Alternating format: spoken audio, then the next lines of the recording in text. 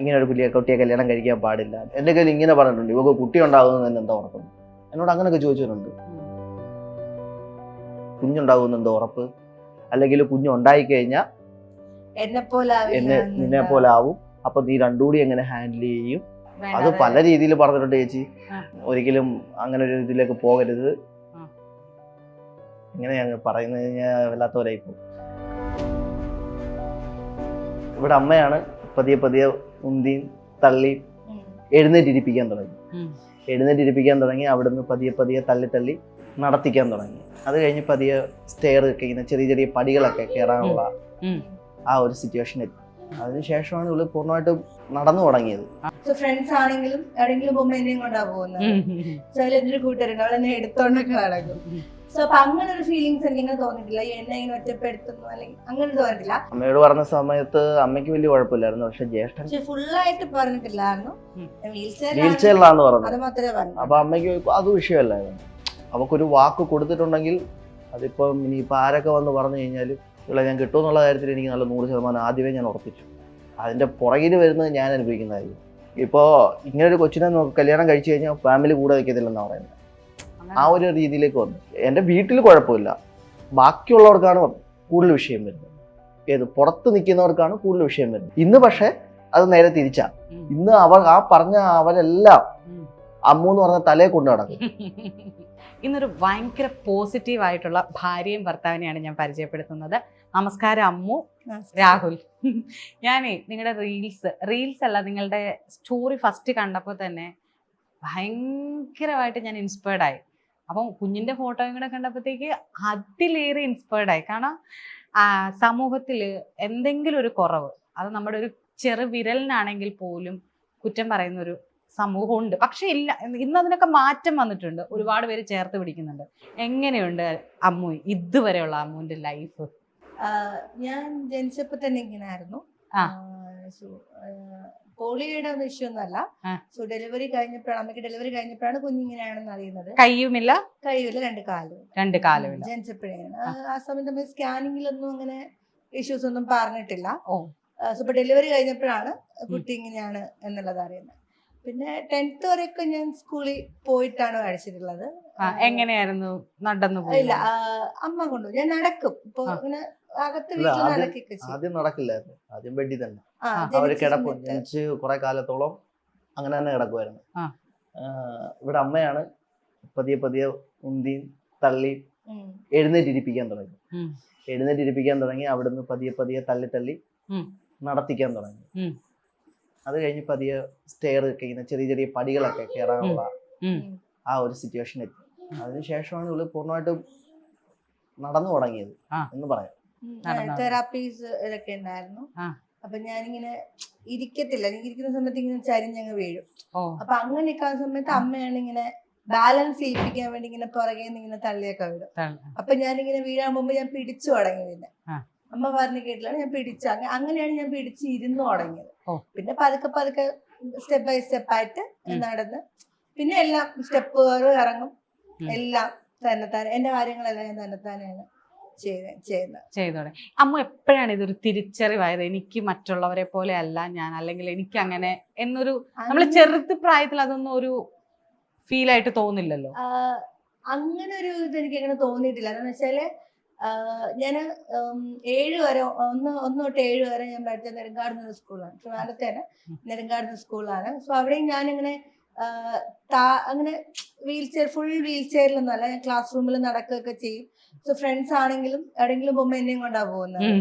So അതിലൊരു കൂട്ടരുണ്ട്, അവളെന്നെ എടുത്തോണ്ടൊക്കെ നടക്കും. സോ അപ്പൊ അങ്ങനെ ഒരു ഫീലിങ്സ് എനിക്ക് ഇങ്ങനെ തോന്നിയിട്ടില്ല, എന്നെ ഇങ്ങനെ ഒറ്റപ്പെടുത്തുന്നു അല്ലെങ്കിൽ അങ്ങനെ തോന്നിയിട്ടില്ല. സോ അത് കുഞ്ഞുനാളിലെ അങ്ങനെ അവിടെ തന്നെ പഠിച്ചു വളർന്നത് കൊണ്ടായിരിക്കാം. ടീച്ചേഴ്സ് ആണെങ്കിലും ഭയങ്കര സപ്പോർട്ടീവാണ് എല്ലാ കാര്യങ്ങളിലും.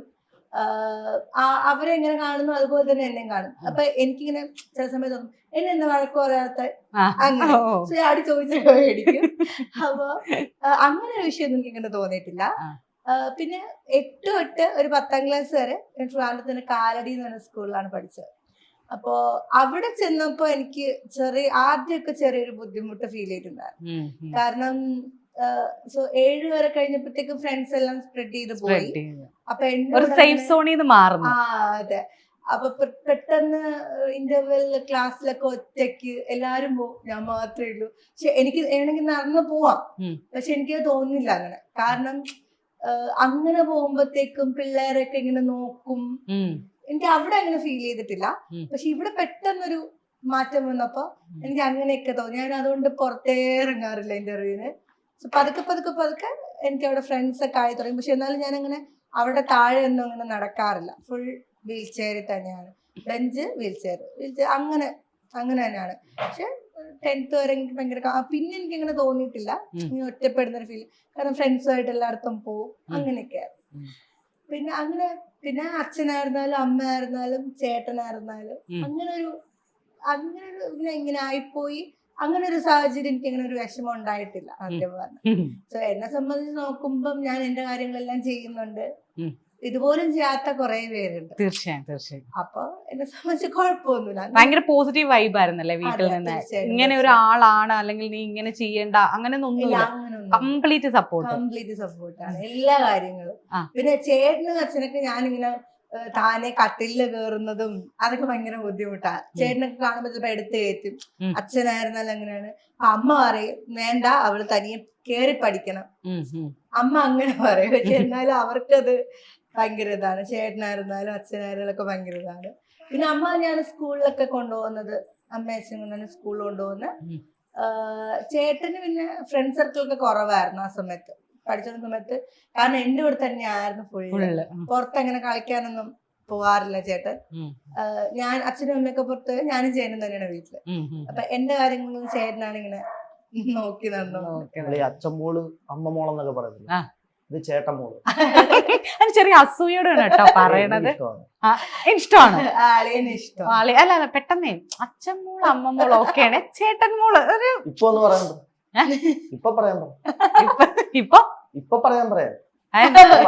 ഇപ്പൊ ആരുടെ മോളാ? രക്ഷപ്പെട്ടതാ, അതിവിദഗ്ധമായി ഇന്റർവ്യൂന്ന് രക്ഷപ്പെട്ടതാ. പറ, ചുമ്മാ പൊക്കി പറ കേക്കട്ടെ. ആക്ഷൻ വേണ്ട, പറഞ്ഞാ മറ്റേ കേക്കല്ല, സത്യം മസാല പറ. അല്ല അത് അറിയാം. കാരണം എനിക്ക് അച്ഛൻ, എല്ലാരും പറയും അച്ഛനമ്മ ഇങ്ങനെ എന്താണ് അച്ഛനും അമ്മയും കഴിഞ്ഞിട്ടാണ് അങ്ങനെ. പക്ഷെ ഇല്ല, എനിക്ക് ആദ്യം ചേട്ടൻ കഴിഞ്ഞിട്ടേ ഉള്ളൂ അച്ഛനമ്മ. എനിക്ക് ചേട്ടനെ ഭയങ്കര ഇഷ്ടമാണ്. എനിക്ക് എന്താണെന്നറിയില്ല, എനിക്ക് അവനാണ് കൂടുതൽ ഇമ്പോർട്ടന്റ്. ഞാൻ അവന്റെ അടുത്ത് എങ്ങനെ പ്രത്യേകിച്ച് അങ്ങനെ അടി കൊടുത്തു, നല്ല അടി കൂടിയിട്ടുണ്ട്. പക്ഷെ എന്നാലും അവൻ കഴിഞ്ഞിട്ടേ ഉള്ളു. ഇത് ചെറുതിലെ ഇത്രയും വണ്ണം ഉണ്ടായിരുന്നു? അല്ലല്ല, പ്രഗ്നന്റ് ആയതിനു ശേഷം നന്നായിട്ട് തടി വെച്ചതാണ്. അതെ, ആദ്യം കല്യാണ സമയത്ത് എനിക്കൊരു 50 ഒക്കെ ഉണ്ടായിരുന്നു വെയിറ്റ്. പക്ഷെ ഇപ്പം ഏകദേശം ഡെലിവറി കഴിഞ്ഞപ്പോ ഒരു 80 അടുപ്പിച്ചൊക്കെ ആയിട്ടുണ്ട്. ഡെലിവറിക്ക് ശേഷം വണ്ണം വെച്ചതാണ്. ശരിക്കും എന്താണ് പഠിച്ചത്? ഞാൻ +2 വരെ പോയിട്ടുള്ളൂ. പിന്നെ +2 ഞാൻ കറസ്പോണ്ട് ആയിട്ടാണ് ചെയ്തത്. അപ്പോ അത് കഴിഞ്ഞിട്ട് ഡിഗ്രിക്ക് ഇപ്പം ഇതിപ്പോ 2022 ഞാൻ +2 കംപ്ലീറ്റ് ചെയ്തത്. ആദ്യം എനിക്ക് കംപ്ലീറ്റ് ചെയ്തു. കൊച്ചിയിലൊരു പ്രൈവറ്റ് ആയിട്ടുള്ള 6 month അങ്ങനെ എടുക്കുന്നിടത്ത് ചെയ്തു. പക്ഷെ PUCക്ക് കൊടുക്കുന്ന സമയത്ത് വാല്യൂ ഇല്ല. അപ്പൊ ഞാൻ പിന്നെ അത് വീണ്ടും അഗെയിൻ ചെയ്യേണ്ടി വന്നു. അങ്ങനെ പിന്നെ അഗെയിൻ ചെയ്തതാണ് 2022 സ്കൂളില്, ഈ ആട്ടക്കുളം സ്കൂളിൽ തന്നെ അടുത്ത ഒരു ഇതില് +1 +2 എഴുതി. ആ സമയം +2 എഴുതുന്ന സമയത്ത് പ്രഗ്നന്റ് ആയിരുന്നു. സോ അത് പത്രത്തിലൊക്കെ ഉണ്ടായിരുന്നു. സമയത്ത് പരീക്ഷയൊക്കെ വന്ന് എഴുതുന്ന പറഞ്ഞ് ആരായിരുന്നു തന്നെ ശിവൻകുട്ടി സാറ് വിളിക്കുകയും വീഡിയോ കോളൊക്കെ ചെയ്ത് സംസാരിക്കുകയൊക്കെ ചെയ്യും. അപ്പൊ അതിന്റെയൊക്കെ പത്രത്തിൽ ഉണ്ടായിരുന്നു. പിന്നെ അതിനുശേഷം ഇപ്പൊ ഡിഗ്രി കൊല്ലത്തൊരിടത്ത് കംപ്ലീറ്റ് ചെയ്യാൻ വേണ്ടിട്ട് അപ്ലൈ ചെയ്ത് വെച്ചേ. ഇപ്പൊ എന്താ ജോലി ചെയ്യുന്നില്ലേ? ഞാൻ ഫ്ലിപ്കാർട്ടില് കസ്റ്റമർ സപ്പോർട്ടായിട്ട് വർക്ക് ചെയ്യുന്നുണ്ട്. ഇപ്പൊ ടെക്നോ ടാസ്ക് എന്ന കമ്പനിയിലാണ്, മൈസൂർ. Work from home. അല്ല അത് സിമ്പിൾ ആണ്. അതും ഞാൻ ഈ എന്താ പറയാ, അമ്മൂനെ പരിചയപ്പെടുമ്പോ അമ്മൂന്റെ A to Z യാത്രയില് അമ്മു വെറുതെ ഇരിക്കുന്നില്ല. ഇപ്പൊ പഠിക്കുന്നു, കുഞ്ഞുണ്ടായി, അതിനുശേഷവും പഠിക്കുന്നു, അതിനുശേഷം വർക്ക് ചെയ്യുന്നു, എല്ലാം നല്ല കാര്യങ്ങളാണ്. അമ്മു ഇനി എപ്പോഴാണ് രാഹുൽ വന്നത്? ഞാൻ 10th ഒക്കെ കഴിഞ്ഞ് ഞാൻ വീട്ടില് ആ സമയത്ത് വർക്ക് ചെയ്യുമായിരുന്നു. പ്രൈവറ്റ് ആയിട്ട് തന്നെ ടെലികോളിങ് ഇതൊക്കെ ചെയ്യുക. സമയത്ത് പിന്നെ കോവിഡൊക്കെ വന്നു. ആ സമയത്ത് വീട്ടിൽ തന്നെ ആണല്ലോ, പുറത്തൊന്നും അങ്ങനെ ഇറങ്ങുന്നത്. അപ്പൊ ഞാൻ കൂടുതൽ ടിക്ടോക്ക് ആയിട്ട് ഭയങ്കര ഇതായിരുന്നു ഞാൻ. സോ ആ സമയത്ത് ഇങ്ങനെ ഇതുപോലെ ഒരു ടിക്ടോക്കിലല്ല പരിചയപ്പെട്ടത്, ഷെയർ ചാറ്റിൽ നിന്നാണ് പരിചയപ്പെട്ടത്. അപ്പൊ എനിക്ക് ഇതിനെ പറ്റി കൂടുതൽ അറിയില്ലായിരുന്നു. അപ്പൊ ഷെയർ ചാറ്റ് ഇങ്ങനെ ഓപ്പൺ ചെയ്യുന്ന സമയത്ത് അതിനകത്ത് ക്ലബ് FM എന്ന് പറഞ്ഞൊരു ഇതുണ്ട്. ഇവരുടെ ഗ്രൂപ്പിന്റെ പേരായിരുന്നത്. സത്യം പറഞ്ഞാൽ ഞാൻ പണ്ട് ഇവരെ ഈ ക്ലബ് FM ഒരു പ്രോഗ്രാം ഉണ്ടല്ലോ, റേഡിയോ ലവ് ബൈറ്റ്സ് എന്ന് പറഞ്ഞ പ്രോഗ്രാം, അത് ഞാൻ സ്ഥിരമായിട്ട് കേൾക്കുമായിരുന്നു. നൈറ്റ് ആ ചേച്ചിയുടെ പ്രോഗ്രാം നൈറ്റ് ആയിരുന്നു. ഞാൻ ആ ചേച്ചിയുടെ ഭയങ്കര വലിയ ഫാനായിരുന്നു. ഭയങ്കര നല്ല വോയിസ് ആണ് പുള്ളിക്കാരുടെ. അപ്പൊ അങ്ങനെ കേൾക്കുന്ന സമയത്ത് ഞാൻ ഇതെന്ന് വിചാരിച്ചിട്ട് ഇതിനകത്തോട്ട് കേറിയതാ. അപ്പൊ അതിനകത്ത് ഒരു ബോയ് പാട്ടുപാടുന്നു. പാട്ടുപാടി വീഴ്ത്തിയത്. എന്നിട്ട് അങ്ങനെ അതിൽ കൂടെ ഇങ്ങനെ സംസാരിച്ച് പാട്ടൊക്കെ പാടി, പിന്നെ അത് പേഴ്സണൽ മെസ്സേജ് ഒക്കെ ആയി. അങ്ങനെ കമ്പനിയായി. പിന്നെ അങ്ങനെ ഒരു 2-3 വർഷം അങ്ങനെ പ്രണയിച്ച് കെട്ടിയതല്ല, എല്ലാം ചടപടയെന്നായിരുന്നു. അതെ എല്ലാം. ഞാനൊരു സീരിയസ് ഇന്റർവ്യൂവിന് വന്ന എന്നെ ചിരിപ്പിക്കരുത്, ഞാൻ സീരിയസ് ആണ്, സീരിയസ് ആയിട്ട് സംസാരിക്കൂ. നമുക്കതാണ് അറിയാത്തത്, നിങ്ങൾക്കതാണല്ലേ പറ്റാത്തത്. എനിക്ക് സീരിയസ് വരുന്നില്ല, എങ്ങനെയാണല്ലേ സമയത്ത് ഭയങ്കര ബുദ്ധിമുട്ടായിരുന്നു 2 വീട്ടുകാർക്കും. പക്ഷെ ഇവിടെ ആണെങ്കിൽ തന്നെ അമ്മയ്ക്ക് എനിക്ക് ആദ്യം ഒരു അഫയർ ഉണ്ടായിരുന്നു സ്കൂൾ ടൈമില്. പക്ഷെ അതൊരു 6-7 വർഷം നീണ്ടു നിൽക്കുന്ന ഒരു ഇതായിരുന്നു. അറിയാന്ന് മനസ്സിലായി. അപ്പൊ അവന്റെ വീട്ടില് അത് ഭയങ്കര ഇഷ്ടമാണ്. അങ്ങനെ കുറച്ച് പ്രശ്നങ്ങളൊക്കെ ആയി. അത് പോയപ്പോ അത് പക്ഷെ അമ്മ അങ്ങനെ വലിയ പ്രശ്നമൊന്നും ഉണ്ടാക്കില്ല, എന്നാലും ചെറിയ രീതിയിലൊക്കെ ഉണ്ടായിരുന്നു. അപ്പൊ അതിനുശേഷം അമ്മയ്ക്ക് ഇങ്ങനെ ഞാൻ വിഷമിക്കോ, ഇനി ഇത് പോകുമ്പോഴത്തേക്കും പെട്ടെന്ന് എന്തെങ്കിലും ഇതാവോ എന്നൊക്കെ ഉള്ള പ്രശ്നങ്ങള് ഉണ്ടായിരുന്നു. അപ്പൊ അമ്മ ഇങ്ങനെ സംസാരിച്ചിട്ടുണ്ട് ആദ്യം, വെറുതെ ആണ് നോക്കുന്നതെങ്കിൽ അവളെ പറഞ്ഞ് മനസ്സിലാക്കണം, അങ്ങനെയൊക്കെ കുറെ ഇവർ തമ്മില് അമ്മയമ്മയും മരുമോനും തമ്മിൽ എന്നോട് പറ, ഞാൻ കേക്കട്ടെ. അല്ല എന്റെ അടുക്കല്ലോ ചോദിച്ചതാ. അപ്പോഴ് അങ്ങനെ കുറച്ച് സംസാരമൊക്കെ ഉണ്ടായിരുന്നു. പിന്നെ അവിടെ ആയിരുന്നാലും നല്ല രീതിക്ക് ഇഷ്യൂസ് ഒക്കെ ഉണ്ടായിരുന്നു. എല്ലാരും എതിർപ്പ് തന്നെ ആയിരുന്നു. ഇങ്ങനെയുള്ളൊരു കുട്ടി ആയതുകൊണ്ട് ബുദ്ധിമുട്ടും കാര്യങ്ങളൊക്കെ ഉണ്ടായിരുന്നു. രാഹുലൻ എങ്ങനെയാണ് ആ എതിർപ്പുകളെയൊക്കെ മറികടന്ന് ഇന്ന് ആളുടെ പേരെങ്ങനെയാ? ദേവൂട്ടൻ. ഇന്ന് ദേവൂട്ടനിൽ എത്തി നിൽക്കുന്നേ. എതിർപ്പുകള് ഇത് വീട്ടില് ഭയങ്കര സീനായിരുന്നു. സീൻ എന്ന് പറഞ്ഞാൽ ഞാൻ ഇത് ആദ്യം പറയുന്നത് ഇങ്ങനെ ഓരോരുത്തർക്കെല്ലായിട്ട് ഇങ്ങനെ പറഞ്ഞു വന്നു. അമ്മയുടെ ആദ്യം പറഞ്ഞു, അമ്മയ്ക്ക് വലിയ എതിർപ്പില്ലായിരുന്നു. അപ്പോ അമ്മ ഇതേപോലെ വീൽ ചെയറിലുള്ള കുട്ടിയാണെന്ന് മാത്രമേ പറഞ്ഞുള്ളൂ, വേറെ ഒന്നും ഞാൻ പറഞ്ഞില്ല. വീൽ ചെയറിൽ ഇരിക്കുന്ന ഒരു കുട്ടിയാണ്, എനിക്ക് ഇഷ്ടമാണ്, കല്യാണം കഴിച്ചാൽ കൊള്ളാം എന്നുണ്ട്. അതിനു മുന്നേ കണ്ടിരുന്നോ ആളെ നേരിട്ട്?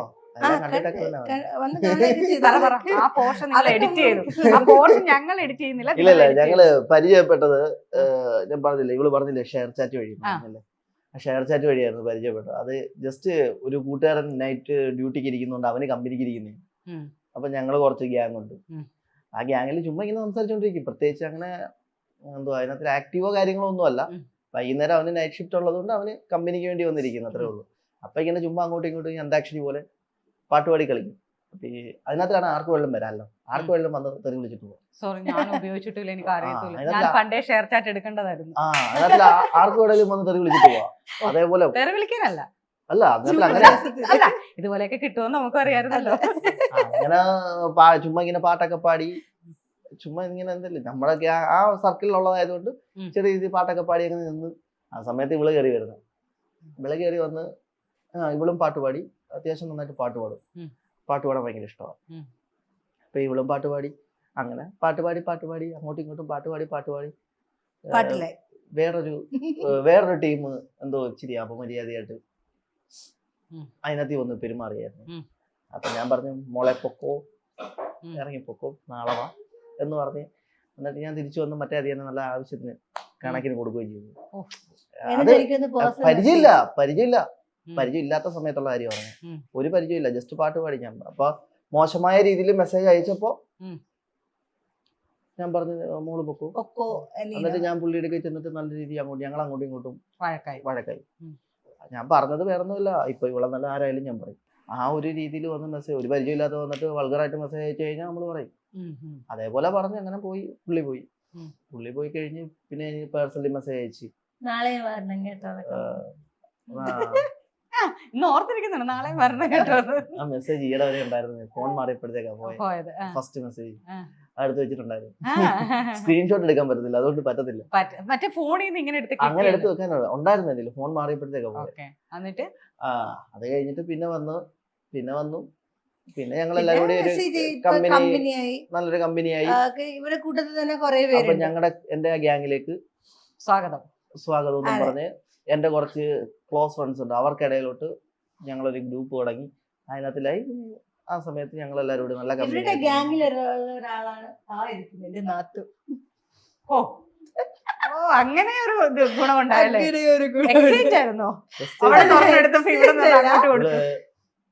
പരിചയപ്പെട്ട അന്ന് തൊട്ട് ചേട്ടാന്ന് വിളിക്കുന്ന ആത്മാർത്ഥമായിട്ട് തന്നെ ഐഷു. എനിക്കൊരു പെങ്ങള്, ആദ്യമൊക്കെ ഇവരെ പരിചയപ്പെടുന്നു, അത് കഴിഞ്ഞിട്ടൊക്കെ അമ്മ വരുന്നു. അപ്പൊ ആ ഗ്യാങ്ങിലോട്ട് ഇവളെയും കൂടി കൊണ്ട് ചേർത്ത് അങ്ങനെ ഞാൻ ഐഷുമായിട്ടൊക്കെ നല്ല സംസാരിച്ച് കമ്പനിയൊക്കെ ആയിരുന്നു. അപ്പൊ ചേട്ടന്റെ കല്യാണം ഞാനാ നോക്കിക്കൊണ്ടിരുന്നത്. ചേട്ടന്റെ ഷാദി മാട്രിമോണി എല്ലാം ഞാനാ കൈകാര്യം ചെയ്തോണ്ടിരുന്നത്. അപ്പൊ കല്യാണം പറയും എനിക്ക് ഇഷ്ടപ്പെട്ടാ മാത്രം കല്യാണം അങ്ങനെയാണ്. അപ്പൊ ഞാനാ നോക്കിക്കൊണ്ടിരുന്നല്ല.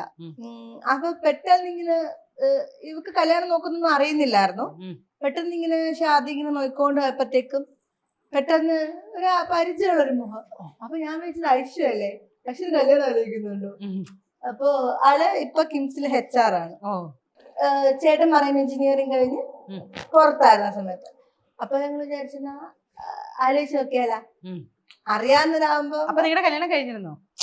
ഇല്ല അറിയാവുന്ന ഒരാളാവുമ്പത്തേക്കും കുറച്ചുകൂടി ഇതാവല്ലോ. ആ സമയത്ത് ഞങ്ങളുടെ കല്യാണം ഏതാണ്ട് ഇതാക്കി വെച്ചേക്കുന്നേ ഉള്ളൂ. അപ്പൊ അവളുടെ ട്രിവാൻഡ്രത്തൂടെ കവടിയാറാണ് താമസിക്കുന്നത്.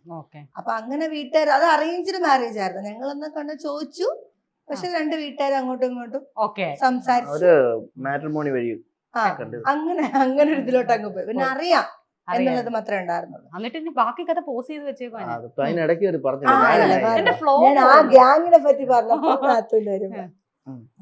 പിന്നെ ആ ഗ്യാങ്ങിൽ നിന്ന് ഇവളെ കൊണ്ട് ചേർത്ത് അവിടെ വെച്ച് ഒരു ചെറിയൊരു ഇൻസിഡന്റ്, ഒരു പെങ്കൊച്ച് കുറച്ച് മോശമായിട്ട് ആ ഗ്യാങ്ങിലല്ല, പുറത്തുള്ള ഗ്യാങ്ങിലായിരുന്നു. നിങ്ങളെ പറഞ്ഞു മോശമായിട്ട് ഇങ്ങനെ, അത് മോശമെന്നല്ല കേട്ടോ, അതിന് നല്ലത് എനിക്ക് മോശം. അപ്പൊ ഇവള് കയറി ഇടപെട്ട് അപ്പൊ അതിനെ ചൊടിപ്പിക്കാൻ വേണ്ടി ഇവള് എന്നെ I love you എന്ന് പറഞ്ഞു. പ്ലാൻ ചെയ്ത് പോയത് സംഭവം. അതായത് അവള് കൊറേ നാളായിട്ട് പറയാൻ നടക്കുന്ന അപ്പൂന്നോ അങ്ങനെ എന്താ പേര്. അവളെ കൊറേ നാളായിട്ട് അതിന്റെ അടിയും കൂടി കേൾക്കാൻ പേര് കട്ട് ചെയ്തോട്ടോ. അപ്പൊ അവളെ കൊറേ നാളായിട്ട് പറയാൻ നടക്കുന്നുണ്ട്. അപ്പൊ എന്റെ അടുത്ത് പറഞ്ഞിട്ട് ഭയങ്കര ശല്യാന്ന് പറഞ്ഞു. അപ്പൊ ഞാൻ ഇപ്പൊ ശരിയാക്കി തരാന്ന് പറഞ്ഞു. ഗ്രൂപ്പിൽ വന്നപ്പോ നിങ്ങൾ എന്ത് ചെയ്ത് വിളിച്ചിട്ട് എല്ലാരും കൂടെ വന്നപ്പോഴത്തേക്ക് ആ കൊച്ച് ലൈവിലുണ്ടായിരുന്ന സമയത്ത് ഞാൻ പറഞ്ഞു, എല്ലായിടത്തും ഞാൻ പറഞ്ഞു എനിക്ക് ഇങ്ങനെ ഇഷ്ടമാണ് എന്നിങ്ങനെ പറഞ്ഞു. അപ്പൊ എല്ലാവർക്കും അതിശയം, കാരണം വേറെ ആർക്കും ഇത് പ്ലാനിങ് ആണെന്ന് പറഞ്ഞിട്ടില്ല, ഈ ഒരു ഇത് മാത്രമേ ഉള്ളൂ. അപ്പൊ എല്ലാവർക്കും അതിശയം, ആണോ ശരിക്കും ആണോ എന്നൊക്കെ ചോദിച്ചു. അപ്പൊ ഞാൻ പറഞ്ഞ അതെ, പക്ഷെ ഞാൻ ഇഷ്ടമാണെന്ന് പറഞ്ഞ് ഇങ്ങനെ സംസാരിച്ചോണ്ടിരുന്നപ്പോഴത്തേക്ക് ആ കൊച്ചിറങ്ങിപ്പോയി. ആ കൊച്ചിനത് ഫീലായെന്ന് തോന്നുന്നു, അറിയില്ല. അവളത് ഇറങ്ങിപ്പോയി. പിന്നെ ആ പോയ പോക്കെ പിന്നെ ഇതുവരെ കണ്ടിട്ടില്ല. പിന്നെ അതിന് ശേഷം ഞങ്ങൾ എല്ലായിടത്തും പറഞ്ഞു പ്രാങ്ക് ആയിരുന്നു എന്നിങ്ങനെ പറഞ്ഞു. അപ്പൊ ചുമ്മാ കള്ളം പറഞ്ഞ പിന്നെ അത്തേട്ടൻ പ്രാങ്ക് ആയിരുന്നു എന്നിങ്ങനെ പറഞ്ഞു. അപ്പൊ അത് കഴിഞ്ഞിട്ട് ഞാൻ പറഞ്ഞു ഞാൻ പ്രാങ്ക് പറഞ്ഞാണെങ്കിലും ഉള്ളത് പറഞ്ഞതാ, മനസ്സിലുള്ളത് പറഞ്ഞതാ. അപ്പോഴാണ് സത്യം പറഞ്ഞ പറയുന്നത്. പിന്നെ അങ്ങോട്ടും ഇങ്ങോട്ടും സംസാരമായി, വീട്ടിലറിഞ്ഞ്. ആദ്യമായിട്ട് അതിനുശേഷമല്ലേ കാണുന്നത്? പിന്നീട് അതിനുശേഷം ഇവരെല്ലാരും കൂടി എന്നെ കാണാൻ വേണ്ടി ഇങ്ങോട്ട് അത് കൂട്ടുകാർ അറിയായിരുന്നോ ആളിങ്ങനെ ആയിരുന്നു എന്ന്? എന്നോട് മാത്രം അറിയാം, പറഞ്ഞിട്ടുണ്ടായിരുന്നു. ഞാൻ അല്ല, പറഞ്ഞിട്ടുണ്ട്. എന്നോട് മാത്രം പറഞ്ഞിട്ടുണ്ടായിരുന്നു. ആ. ഇനി ലാസ്റ്റ് ഫ്രണ്ട്ഷിപ്പ് ആയതിനു ശേഷം പിന്നെ അറിഞ്ഞില്ല പറഞ്ഞില്ല പറഞ്ഞില്ല എന്ന് പറയില്ല. അപ്പൊ നമുക്കിതൊന്നും അങ്ങനെ വലിയ പെട്ടെന്ന് ഞാൻ കാര്യമൊന്നും ഇതാർത്തും പറയൂല. പക്ഷെ അങ്ങനെ പറയണമെന്ന് തോന്നിയതുകൊണ്ട് ഉം. ഞാൻ പറഞ്ഞു ഞാൻ ഇങ്ങനെയാണ് എന്നിങ്ങനെ പറഞ്ഞു. ഉം. അപ്പൊ പിന്നെ അവിടുന്ന് അവരുമായിട്ട് വന്ന് എല്ലാവരുമായിട്ട് വന്ന് കൂട്ടുകാരായിട്ട് വന്ന് കണ്ട് ഇവിടെ വന്ന് കണ്ട് സംസാരിച്ച് കുറെ നേരം ഇരുന്ന് കുറെ നേരം ഇരുന്ന് സംസാരിച്ചിട്ട് തിരിച്ച് കൂട്ടുകാർക്ക് പോയി. അന്നേരം ഇപ്പം ആദ്യമായിട്ടല്ല അവരിത് അറിയുന്നത്. ആ അവർക്ക് അതല്ല ഞാൻ പറഞ്ഞപ്പം ആ. ഇങ്ങോട്ട് വരുന്നതിന്റെ അപ്പൊ ആ സമയത്ത് പറഞ്ഞു ആ. ഇന്ന പോലെയാണ് കാര്യം എന്നൊക്കെ പറഞ്ഞു. അമ്മയെടുക്കാം. അങ്ങനെ ഇവിടെ വന്നു. ആ. ഇവിടെ വന്ന് കണ്ട് കുറെ നേരം ഇരുന്ന് സംസാരിച്ച് ആ. ഞങ്ങളെല്ലാരും കൂടി കുഞ്ഞുമോനെ എന്നിട്ട് ഞങ്ങള് എടുത്തോളാം. തിരിച്ചുപോയാണ് വീട്ടിൽ ചെന്നിട്ട് ഉം. വീട്ടിൽ കാര്യം പറയുന്നത് ഉം. അമ്മയോട്. ഉം. അമ്മയോട് പറഞ്ഞ സമയത്ത് അമ്മയ്ക്ക് വലിയ കുഴപ്പമില്ലായിരുന്നു. പക്ഷെ ജ്യേഷ്ഠൻ പക്ഷെ ഫുള്ളായിട്ട് പറഞ്ഞിട്ടില്ലായിരുന്നു. ഉം. വീൽ വീൽ ചെയറിലാണ് ചെയറിലാന്ന് പറഞ്ഞത്. അത് മാത്രമേ അപ്പൊ പറഞ്ഞു. അമ്മയ്ക്ക് അത് വിഷയമല്ലായിരുന്നു. അപ്പൊ പക്ഷെ ജ്യേഷ്ഠൻ ഭയങ്കരമായിട്ട് പ്രശ്നമാക്കി. പ്രശ്നമായിരുന്നു. ഭയങ്കരമായിട്ടെന്ന് വെച്ച് കഴിഞ്ഞാൽ അവന്റെ അച്ഛൻ ഉം. ഭയങ്കരമായിട്ട് പ്രശ്നമായിരുന്നു. ഭയങ്കര പ്രശ്നം എന്ന് വെച്ച് കഴിഞ്ഞാൽ പിന്നെ അപ്പനെ സംബന്ധിച്ചിടത്തോളം ഞാൻ എന്ത് പറയുന്നു അത് തന്നെയാണ്. ഇപ്പുറത്തോട്ടൊന്നും പോത്തുന്നില്ല. ജ്യേഷ്ഠന്റെ പിന്നെ ബാക്കിയുള്ള ഫാമിലി മൊത്തം ഉം. ആരുമില്ലായിരുന്നു. ഉം. ചിറ്റപ്പനൊക്കെ എന്നെ വിളിച്ചു. വിളിച്ചിട്ട് ചിറ്റപ്പനെ അങ്ങനെ എല്ലാരും വിളിച്ചു. അതിനകത്തില് അന്ന് സപ്പോർട്ടായിട്ട് ഈ ചിറ്റപ്പന്റെ ഭാര്യ അമ്പിളി എന്ന് പറയും. എന്റെ എല്ലാവരുടെയും കൺസിഡറേഷൻ ഇതാണ് ഒരു വേണ്ട വേണ്ട അത് പല രീതിയിൽ പറഞ്ഞിട്ടുണ്ട് ചേച്ചി. ആ. ഒരിക്കലും അങ്ങനെ ഒരു ഇതിലേക്ക് പോകരുത്. ആ. ഇങ്ങനെയാണ് പറയുന്നത് കഴിഞ്ഞാൽ വല്ലാത്തവരായിപ്പോ. ഇങ്ങനെ ഒരു കുട്ടിയെ കല്യാണം കഴിക്കാൻ പാടില്ല. നിങ്ങൾക്ക് എന്റെ കയ്യിൽ ഇങ്ങനെ പറഞ്ഞിട്ടുണ്ട്. ഇവർക്ക് കുട്ടി ഉണ്ടാകുന്നത് തന്നെ എന്താ ഉറപ്പം. എന്നോട് അങ്ങനെയൊക്കെ ചോദിച്ചിട്ടുണ്ട്. ഫാമിലി ഉള്ളതല്ല പുറത്തുള്ളവരും ഫാമിലി ഉള്ളവരും ഒക്കെ എന്നോട് ഇങ്ങനെ ചോദിച്ചിട്ടുണ്ട്. കുഞ്ഞുണ്ടാകുന്ന എന്താ ഉറപ്പ്, അല്ലെങ്കിൽ കുഞ്ഞുണ്ടായി കഴിഞ്ഞാൽ എന്നെ പോലെ ആവും. അപ്പൊ നീ രണ്ടുകൂടി എങ്ങനെ ഹാൻഡിൽ ചെയ്യും? മാതിരി ശരിക്കും സത്യം പറഞ്ഞ ആ സമയത്ത് അത് തന്നെ വൈകുന്നേരം വീട്ടിലിങ്ങനെ പിടിച്ചിങ്ങനെ നടുക്കിരുത്തും. ഫാമിലി ഫുള്ള് എന്നിട്ട് ഓരോരുത്തരുടെ ഭാഗത്തുനിന്നും ഇങ്ങനെ വന്നോണ്ടിരിക്കും. എല്ലാം ഇങ്ങനെ കേട്ടോണ്ടിരിക്കും. ശരി, സന്തോഷം. പക്ഷെ നമ്മളൊരു വാക്ക് കൊടുത്തുപോയി എന്നല്ല, കൊടുത്തു. അവക്കൊരു വാക്ക് കൊടുത്തിട്ടുണ്ടെങ്കിൽ അതിപ്പം ഇനിയിപ്പോ ആരൊക്കെ വന്ന് പറഞ്ഞു കഴിഞ്ഞാലും ഇവിടെ ഞാൻ കിട്ടുമെന്നുള്ള കാര്യത്തിൽ എനിക്ക് നല്ല 100% ആദ്യമേ ഞാൻ ഉറപ്പിച്ചു. അതിന്റെ പുറകിൽ വരുന്നത് ഞാൻ അനുഭവിക്കുന്നതായിരിക്കും. അതിന് ബന്ധുക്കളോ സ്വന്തക്കാരോ ഒന്നും നോക്കേണ്ട കാര്യമില്ല. കാരണം ഇപ്പൊ നാളെ നോർമൽ ഒരു പെൺകൊച്ചി കല്യാണം കഴിച്ചാൽ ഇവരാരും നോക്കാൻ വരുമെന്ന് തോന്നുന്നില്ല. ആരും വരുമോ? അതിന്റെ കാര്യം നമ്മൾ തന്നെ നോക്കണം. നമ്മൾ തന്നെ. അതല്ല ഞാൻ പറഞ്ഞത്, അങ്ങനെയല്ല ചേച്ചി ഉദ്ദേശിച്ചത്. ഇപ്പോ ഇങ്ങനെ ഒരു കൊച്ചിനെ കല്യാണം കഴിച്ചു കഴിഞ്ഞാൽ ഫാമിലി കൂടെ നിൽക്കത്തില്ലെന്നാ പറയുന്നത്. ആ ഒരു രീതിയിലേക്ക് വന്നു. അപ്പോഴും എന്റെ വീട്ടിൽ കുഴപ്പമില്ല, ബാക്കിയുള്ളവർക്കാണ് കൂടുതൽ വിഷയം വരുന്നത്. പുറത്ത് നിൽക്കുന്നവർക്കാണ് കൂടുതൽ വിഷയം വരുന്നത്. ഇന്ന് പക്ഷെ അത് നേരെ തിരിച്ചാ. ഇന്ന് അവരെല്ലാം അമ്മു എന്ന് പറഞ്ഞ തലയെ കൊണ്ടു നടക്കും. അവർക്ക് പറയാനുള്ള അർഹതയുണ്ട്, അതാണ് പറയുന്നത്. അപ്പൊ ആ സമയത്ത് നമുക്ക് പറഞ്ഞ പല കാര്യങ്ങളും ഒരിക്കലും ഒരിക്കലും പറയാൻ പാടില്ലാത്ത കുറെ കാര്യങ്ങളും എന്താ അതിന് പകരം നമ്മുടെ എന്തൊക്കെ ചെയ്താലും അതിനൊരു തൃപ്തികരമല്ലാത്ത കുറെ ചോദ്യങ്ങൾ നേരിടേണ്ടി വന്നിട്ടുണ്ട് പലയിടത്തും. കൂട്ടുകാർക്കിടയിൽ നിന്നും കൂട്ടുകാർ പറഞ്ഞിട്ടുണ്ട് നിനക്ക് എന്താ വേറെ പണിയൊന്നും ഇല്ലയോ ഇങ്ങനെയൊക്കെ വന്ന് എന്തൊക്കെ ചോദിച്ചു. ഫ്രണ്ട്സ് കട്ടയ്ക്ക് കൂടെ നിൽക്കുന്ന ഫ്രണ്ട്സ് വരെ എന്തൊക്കെ വന്ന് ചോദിച്ചിട്ടുണ്ട്. അവരവരുടെ കാര്യങ്ങൾ പറയുന്നു. എന്റെ കാഴ്ചപ്പാട് ഇതാണ്. അവരുടെ മുമ്പിൽ കല്യാണം കഴിക്കുന്നു. നിങ്ങൾ എന്നായിരുന്നു കല്യാണം കഴിക്കുന്നത്? ഏപ്രിൽ ഈ മാസം ഏപ്രിലാ 21-ാം തീയതി. ഏത് വർഷം? 2021. ഞാനത് ഈ വർഷം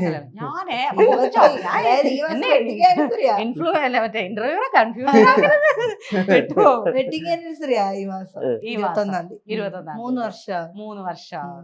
അല്ല അപ്പൊ അങ്ങനെ അത് കഴിഞ്ഞ് അത്രയും ആൾക്കാരുടെ എല്ലാ പ്രശ്നങ്ങളെല്ലാം കഴിഞ്ഞ് ഞാൻ ഇതിനകത്ത് തന്നെ ഉറച്ചിരിക്കുന്നത് കണ്ടപ്പോഴത്തേക്ക് അങ്ങോട്ട് എല്ലാരും വന്ന്. അത് കഴിഞ്ഞ് ആരും കണ്ടിട്ടില്ല ഇവളെ.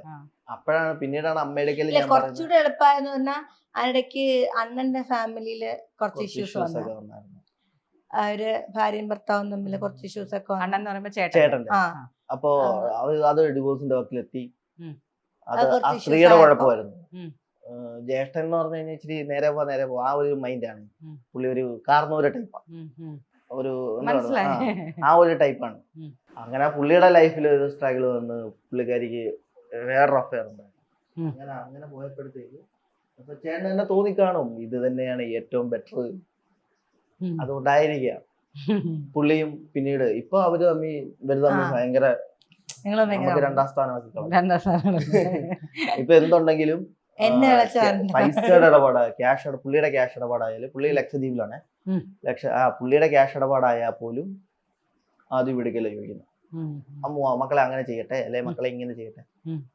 ആ ഒരു രീതിയിലാണ് ഇപ്പം. അല്ല ഇപ്പം ഇവരുടെ വീട്ടിൽ, ഇപ്പം നിങ്ങളുടെ വീട്ടിൽ സ്വാഭാവികമായിട്ടും ഒരു എതിർപ്പുണ്ടാവും, ഇങ്ങനെ ഒരു പെൺകുട്ടിയെ സ്വീകരിക്കുന്നതിന്റെ ഒരു വെല്ലുവിളികൾ ഉണ്ടാവും. അമ്മൂന്റെ വീട്ടില് ഇങ്ങനെ ഒരു പയ്യൻ വന്നാൽ നാളെ ഇട്ടിട്ട് പോകും, അവ സ്വത്ത് കണ്ടിട്ടാണ്, അങ്ങനെ കൊറേ ചോദ്യങ്ങൾ ഉണ്ടായിരുന്നു, അതൊക്കെ ഉണ്ടായിരുന്നു. സ്വത്ത് കണ്ടിട്ടാണ്. ഞാനാണല്ലോ നേരിട്ടതല്ലേ, അപ്പൊ എനിക്കറിയാം. ഞാൻ എന്റെ അടുക്ക് നേരിട്ട് ചോദിച്ച ചോദ്യങ്ങളായിരുന്നു, ഇവിടെ അമ്മ നേരിട്ട് ചോദിച്ച ചോദ്യങ്ങളാണ്. ഫോൺ വിളിച്ചിട്ട് ചോദിച്ചത് പല ഒരുപാട് കാര്യങ്ങൾ, എല്ലാം ഒന്നും ഓർമ്മയില്ല, പക്ഷെ ഒന്ന് രണ്ട് സാധനങ്ങൾ ഇങ്ങനെ ചങ്കിക്കൊണ്ടത്. അത് ഒന്ന്, അമ്മൂനെ വിവാഹം ചെയ്താല് ഇവിടെ വന്ന് താമസിക്കണം. രണ്ട്, അമ്മൂനെ വിവാഹം ചെയ്ത് കഴിഞ്ഞാൽ പുറത്തു കൊണ്ടുപോകാൻ പാടില്ല, പുറത്തു കൊണ്ടുപോയാൽ അമ്മയോട് ചോദിക്കണം. മൂന്ന്, പുറത്ത് അമ്മൂന് എന്തെങ്കിലും ഡ്രസ്സ് മേടിച്ചു കൊടുക്കാനായാലും കഴിക്കാൻ മേടിച്ചു കൊടുക്കുന്നാലും എന്നോട് ചോദിച്ചിട്ട് വേണം. ഇങ്ങനെ ഈ മൂന്ന് കാര്യങ്ങൾ ഒരിക്കലും നമുക്ക് അക്സെപ്റ്റ് ചെയ്യാൻ പറ്റുന്ന കാര്യങ്ങളാണ്. അത് ടെൻഷനാണ്. കഴിക്കാൻ കൊടുക്കുക, അതായത് സ്വന്തം ഭാര്യക്ക് കഴിക്കാൻ കൊടുക്കണമെങ്കിൽ, ഉടുക്കാനായാലും കൊടുക്കണമെങ്കിൽ എന്നോട് ചോദിക്കണമെന്ന്. അത് ആ സമയത്ത് എന്നെ എങ്ങനെയും ഒന്ന് ഒഴിവാക്കാനായിട്ടുള്ള ചോദ്യമായിരുന്നു. കാരണം ഇങ്ങനെ ഒരാളെ കെട്ടുന്നത് എന്തുദ്ദേശിച്ച് നമുക്ക് അറിയില്ലല്ലോ. ഒരാളെ നമ്മൾ പറയും ചക്കയാണ് ചൂഴ്ന്നു, മനുഷ്യനെ കുറിച്ച് നമുക്ക് ഒന്നും അമ്മയെ സംബന്ധിച്ച് അമ്മയെ സംബന്ധിച്ച് എന്റെ എല്ലാ കാര്യങ്ങളും അമ്മ ഞാൻ ഡിസിഷൻ എടുക്കുന്നത്. അപ്പോ ഇങ്ങനെ ഒരു പ്രപ്പോസൽ കൊണ്ട് അമ്മ ആദ്യം കുറെ കരയും പറയുകയൊക്കെ ചെയ്തു, ഭയങ്കര ഇതായിരുന്നു. പിന്നെ അമ്മ സംസാരിച്ചപ്പോഴെങ്കിലും അമ്മ കൊറേ സംസാരിച്ച പോകുന്നെങ്കിൽ എങ്ങനെയാണ് ആള് സ്ട്രോങ് ആണോ എന്നൊന്നും നമുക്ക് അറിയില്ലല്ലോ. പിന്നെ അറിയാതെ പോയി എൻക്വയറി ഒക്കെ നടത്തി. എന്റെ ബ്രദറും എന്റെ ചേട്ടനും എന്റെ കസിൻ ബ്രദറും കൂടി നാട്ടിലൊക്കെ പോയി അന്വേഷിച്ച്. മറ്റൊരു സിനിമ പോലെയാണ്. ചെറുക്കന്റെ വിവരം അറിയാൻ പറ്റിയ CID മാരെ നിയമിച്ചെന്ന് പറഞ്ഞാൽ എന്നെ അറിയാതെ ഞാൻ അറിയാതെ എന്റെ നാട്ടിൽ പോയി. കാരണം എന്റെ അടുത്ത് പറഞ്ഞാൽ ഞാൻ പറയുമല്ലോ. ഞാൻ എറണാകുളമായിരുന്നു ആ സമയത്ത്. എന്നിട്ട് ആ സമയത്ത് എന്റെ ക്യാരക്ടർ തപ്പി പോയി ഇവരെല്ലാരും കൂടി. ദൈവാധീനം കൊണ്ട് നല്ല സ്വഭാവമായിരുന്നു. ദൈവാധീനം കൊണ്ട് ഈ 2018 വെള്ളപ്പൊക്കമൊക്കെ എന്റെ ഹൈപ്പ് കയറ്റി വെച്ചത്. എനിക്ക് ഭയങ്കര അല്ലെ, രക്ഷകന്റെ ഒരു പദവി, രക്ഷകന്റെ പദവി തന്നിട്ടുണ്ട്. അത് പത്രത്തിലൊക്കെ വന്നിട്ടുണ്ട്. അമ്മച്ചിയും കൊണ്ട് ഇങ്ങനെ പൊക്കി ഒറ്റ ഫോട്ടോ കാണിച്ചതേ ഉള്ളൂ. 6 ദിവസം വെള്ളത്തിലായിരുന്നു. 6 ദിവസം ഞാൻ മാത്രമേ ഉള്ളായിരുന്നു. എനിക്കത് ഇന്നും എന്റെ ക്യാമറയുടെ മുമ്പ് വെച്ച് ഞാൻ പറയാലോ. ഞങ്ങൾ ഏകദേശം ഒരു 10-30 പേരോളമായിരുന്നു രക്ഷാപ്രവർത്തനത്തിന് ഇറങ്ങിയ. ഓരോ ദിവസം പോകുന്തോറും ഇപ്പുറത്തും എണ്ണം കുറഞ്ഞു വന്നതല്ലാതെ യാതൊരു ഗുണവുമില്ലായിരുന്നു. പിന്നെ അത് കഴിഞ്ഞ് രണ്ടാമത് ഫുഡിന്റെ കേസ് വന്ന ഗ്യാങ് വന്നതാണ്. എന്റെ മാമന്റെയും കുറച്ച് ഗ്യാങ്ങുകൾ നമ്മുടെ അവിടുത്തെ, അത് ഫുഡ് കൊണ്ട് കൊടുക്കാനായിട്ട് കുറച്ച് ഗ്യാങ് വന്നു. അതുവരെ അവസാനം വരെ ഞാൻ അവിടെ ഉണ്ടായിരുന്നു. വേറെ ബാക്കി എല്ലാരും അന്വേഷണ റിപ്പോർട്ടിന്റെ അടിസ്ഥാനത്തിൽ കല്യാണം. അന്വേഷണ റിപ്പോർട്ടിന്റെ പയ്യന്റെ ഹൈപ്പ് ഭയങ്കര കൂടുതലാണ്. ഓക്കെ, അപ്പൊ നമ്മള് വേറെ റേഞ്ചാണ് സമ്മതിച്ചു. പുറത്തോട്ടൊക്കെ. പക്ഷെ അതും ഒരു അമ്മയുടെ ഒരു ഇവര് വീട്ടിൽ നിന്ന് പെണ്ണ് കാണാൻ വരുന്നത് വരെ അമ്മയുടെ ഒരു ഡിസിഷൻ എന്ന് പറഞ്ഞാൽ ഇവിടെ താമസിക്കണം. അത് തന്നെയായിരുന്നു അമ്മയുടെ തീരുമാനം. പക്ഷെ അതിന്റെ തീരുമാനം മാറിയെന്ന് ഞാൻ പോലും അറിഞ്ഞില്ല. അപ്പൊ കല്യാണത്തിന് ശേഷം കൊണ്ടുപൊക്കോളാം എന്നുള്ളൊരു തീരുമാനം അമ്മ എത്തിയത്. പക്ഷെ അത് അച്ഛനൊട്ടും അക്സെപ്റ്റ് ചെയ്യാൻ പറ്റുന്നതായിരുന്നില്ല. കാരണം ഞാൻ അങ്ങനെ മാറി നിന്നിട്ടില്ല. അപ്പൊ അതുകൊണ്ട് എന്നെ ഇങ്ങനെ മാറ്റി നിർത്തുന്ന അച്ഛന് ഭയങ്കര ബുദ്ധിമുട്ടായിരുന്നു. അതിന്റെ പിണക്കം അവർ തന്നെ ഒന്നൊരാഴ്ച ഉണ്ടായിരുന്നു. അച്ഛനും അമ്മയും നീ എന്തുദ്ദേശത്തിൽ അവളെ പറഞ്ഞുവിടാന്നൊക്കെ പാഡ് വെക്കാനാണെങ്കിലും. സോ എനിക്ക് പിന്നെ മൂവ്മെന്റ്സ് ഒക്കെ നടക്കുന്ന സമയത്ത് അപ്പൊ അതൊക്കെ ഭയങ്കര ബുദ്ധിമുട്ടുള്ള കാര്യമായിരുന്നു. ഈ പ്രസവത്തിന് കയറിയ സമയത്ത് പ്രസവത്തിന് കയറ്റുന്നതിന്റെ അന്നാണ് അറിയുന്നത് ഇവർക്ക് അനസ്തേഷ്യ എടുക്കാൻ പറ്റത്തില്ലായിരുന്നു. അവര് ഞങ്ങളുടെ അടുത്ത് തന്നെ പറഞ്ഞിട്ടുണ്ട്, ആ ഹോസ്പിറ്റലില് എന്റെ ഒരു പ്രസവം അവിടെ ഭയങ്കര ചലഞ്ചായിരുന്നു. ഇങ്ങനെ വട്ടം കീറിയിട്ടേക്ക് ഇവിടെ എടുക്കുമ്പോ സ്റ്റിച്ച് പൊട്ടിപ്പോകും. അവരവസ്ഥയാണ്. അപ്പം എടുക്കാനൊരു അത് വലിയൊരു ഒരു ചലഞ്ചായിരുന്നു അവിടെ നിന്ന് ഇവിടം വരെ കൊണ്ടുവരാൻ. കുഴപ്പമൊന്നുമില്ല. എറണാകുളത്തു നിന്ന് ഇവിടം വരെ കൊണ്ടുവന്നത് ഞാൻ ഏതാണ്ട് ഒരു 17 മണിക്കൂറുണ്ട്. എടുക്കാന്ന് പറഞ്ഞു കഴിഞ്ഞാൽ ഒരു കാരണവശാലും പറ്റത്തില്ല. നമുക്ക് കണ്ടാൽ മനസ്സിലാവും സ്റ്റിച്ച് ചെയ്തേക്കുന്നത്, കാണാൻ പറ്റും. അപ്പം ഞാൻ ആദ്യം എടുക്കുന്നതിന് മുമ്പ് ഞാൻ ഒന്ന് കാണട്ടെന്ന് പറഞ്ഞുകൊണ്ട് ഞാൻ ജസ്റ്റ് ഒന്ന് നോക്കിയപ്പോൾ ഇവിടെ ഇങ്ങനെ തയ്ച്ചു വെച്ചിരിക്കുന്നത്. എനിക്കറിയാം അത് മേളിലോട്ട് പൊക്കി കഴിഞ്ഞാൽ സ്കിന്ന് മേളിലോട്ട് വലിയും, രണ്ട് പീസായി പോകും, സ്റ്റിച്ച് പൊട്ടി പോകും. ചിലർക്ക് എന്ന് പറഞ്ഞാൽ മേൽവെയർ ആയിരിക്കും, ചിലർക്ക് താഴെ ആയിരിക്കും. അപ്പൊ അങ്ങനെ ഒരു അപ്പൊ എനിക്ക് താഴെയല്ല, അതെനിക്ക് മേൽവെയർ ആയിരുന്നു കൂടുതൽ. അതായത് ഞാൻ എങ്ങനെയാണ് പൊസിഷൻ നടക്കുന്ന ആ ഒരു ഇത് തന്നെയായിരുന്നു, വയർ മേളിൽ നിന്നായിരുന്നു. ആ സമയത്ത് ഇവള് 7ാം മാസം നിൽക്കുന്ന സമയത്താണ് നമ്മൾ വിജയ് സേതുപതി കോൾ ചെയ്യുന്നത്. അങ്ങനെ അദ്ദേഹത്തെ കാണാൻ പോയത്. അദ്ദേഹം മേടിച്ചു കൊടുത്ത വീൽ ചെയർ ആണ് നേരത്തെ ഇരുന്നത്. വേറെ ആരെയും കണ്ടു കഴിഞ്ഞാൽ ഭയങ്കര ഇതാ, എടുക്കണം നടക്കണം. പക്ഷെ എന്റെ അടുത്ത് പറയത്തില്ല, എടുക്കാനോ പറയത്തില്ല, പുറത്തോട്ട് ഇറങ്ങി നടക്കണം എന്നൊന്നും പറയത്തില്ല. മേ ബി അവന് അറിയായിരിക്കാം പറ്റില്ല എന്നുള്ളത്. അപ്പൊ അതുകൊണ്ട് എൻ്റെ അടുത്ത് അങ്ങനെ വാശിയൊന്നും കാണിക്കൂല. ഷിമതിയുടെ ഒരു ദിവസം രാത്രി എന്നെ വിളിച്ച് പറയുന്നു, എടി അണ്ണൻ നാട്ടിലുണ്ട്. അങ്ങോട്ട് എവിടെ? എറണാകുളത്തുണ്ട്. രാത്രി ഉറക്കമുണ്ടോ? അയ്യോ ഇത് എന്നെ ആലോചിച്ചിട്ട് ഉറക്കമില്ലാതെ രാവിലെ നേരം വെളുപ്പിച്ച് ഉടനെ അത്രയും ആൾക്കാരെ മാറ്റി നേരെ നമ്മുടെയൊക്കെ വന്നിട്ട് കുറച്ച് വഴക്ക് പറഞ്ഞു. ഈ സമയത്ത് എന്തിനാ വന്നേന്ന് ചോദിച്ചിട്ട്, ഇങ്ങനെ ഇരിക്കുമ്പോ എന്തിനാ വന്നേ, ബുദ്ധിമുട്ടല്ലേ, നമുക്ക് പിന്നെ കാണാമായിരുന്നല്ലോ എന്നൊക്കെ പറഞ്ഞ് കുറച്ച് ഞാൻ കരയാനെന്ന് തുടങ്ങി. വഴക്ക് കേട്ടല്ല, കണ്ട എക്സൈറ്റ്മെന്റ്. ഞാൻ കരയാനെന്ന് തുടങ്ങി. ഞാൻ ഇരുന്ന് പട്ടി പോകും പോലെ ഇരുന്ന് പോകുന്നത്.